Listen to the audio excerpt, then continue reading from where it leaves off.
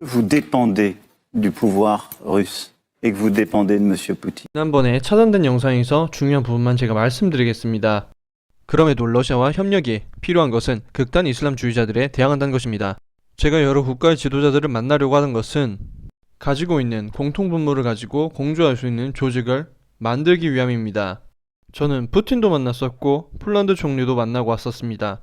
러시아와 폴란드는 절대 맞지 않는 원수와 같은 그런 국가들입니다. 러시아와 폴란드는 서로를 주적으로 여기며 격려를 합니다. 제가 생각하는 프랑스의 위치는 바로 힘의 균형추이입니다. 간격을 유지하고 이와 저 사이에서도 협의할 수 있고 비판도 할 수 있는 위치 말입니다. 객관적으로, 논리적으로 좀 보도록 할까요? 경제와 사회적 위험을 모면했으니 푸틴은 그래도 성공한 지도자이긴 합니다. 여러분 모두가 그에 관한 각각의 관점은 무수히 가지고 있을 것입니다. 그를 위험하다고 잔혹하다고 할 수 있고 우리가 원하는 대로 생각할 수 있지만 그가 경멸의 대상이 될 지도자는 아니란 것입니다. 그는 러시아를 새 얼굴로 만드는 데 성공을 했고 러시아를 새로운 등급의 경제국가로 만들었기에 저는 그저 객관적이려고 노력할 뿐인 것입니다. 주관적이거나 맹목적이지 않으려고 노력하는 겁니다. 한 국가의 지도자라면 주관적이어선 안 됩니다. 주관적인 시선을 가진 사람이 되어선 안 됩니다. 러시아가 어떠한지 또 그가 어떤 사람인지 통찰력 있게 분명히 봐야 합니다. 왜 그런 행동을 했는지, 뒤에 무엇가 있는지, 무엇을 원해서 그러는지 깨달을 줄 알아야만 합니다. 잔인함을 보여주면서 무엇을 찾아내 무엇을 얻으려고 했는지를 말입니다. 이게 바로 르펜이 언론에게 말한 그의 생각입니다. La réalité, c'est que à chaque fois que j'ai agi dans ma vie politique, j'ai cherché à tirer le meilleur profit pour la France. Je n'ai pensé qu'à l'intérêt de la France et des Français. J'ai donc rencontré Vladimir Poutine en 2017. Ça a été d'ailleurs le seul rendez-vous que j'ai pu avoir avec lui, de la même manière que l'ensemble des présidents de la République française ont cherché au fur et à mesure des mandats. Ça a été le cas pour Nicolas Sarkozy, ça a aussi été le cas pour Emmanuel Macron, au début de son mandat, à tenter de ne pas rompre les relations avec la Russie pour une raison très simple. C'est qu'il faut comprendre que si la Russie n'a pas de lien avec l'Europe, alors la Russie se tourne vers la Chine.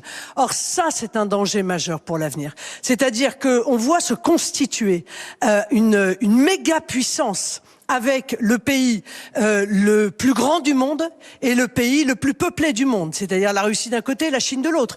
L'usine du monde, qui est la Chine, et la puissance qui est la première productrice de matières premières au monde, c'est-à-dire la Russie, qui ferait la première armée du monde également. Vous voyez, Marine Le Pen, je vous coupe. 2017, c'était il y a 5 ans. Oui. Il s'est passé des choses depuis.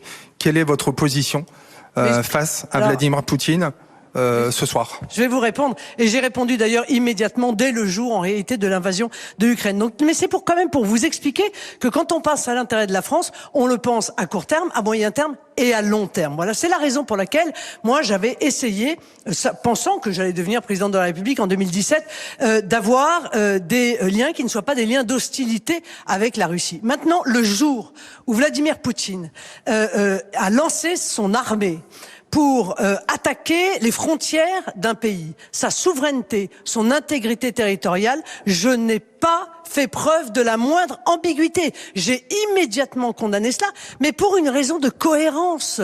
La réalité, c'est que moi, je défends la souveraineté des nations. Moi, je défends le droit des peuples à disposer d'eux-mêmes. Donc, je le fais pour la France, je le fais quand l'Ukraine est attaquée, je le fais quand l'Irak est attaqué. Vous voyez, c'est-à-dire que c'est cela, moi, qui me fait bouger. Ça n'est pas la qualité ou la nationalité de l'agresseur. En Irak, nous avons été du côté de ceux qui condamnions l'intervention américaine avec à l'époque Jacques Chirac, qui d'ailleurs avait créé une forme de contre-alliance avec l'Allemagne et avec la Russie face aux Américains.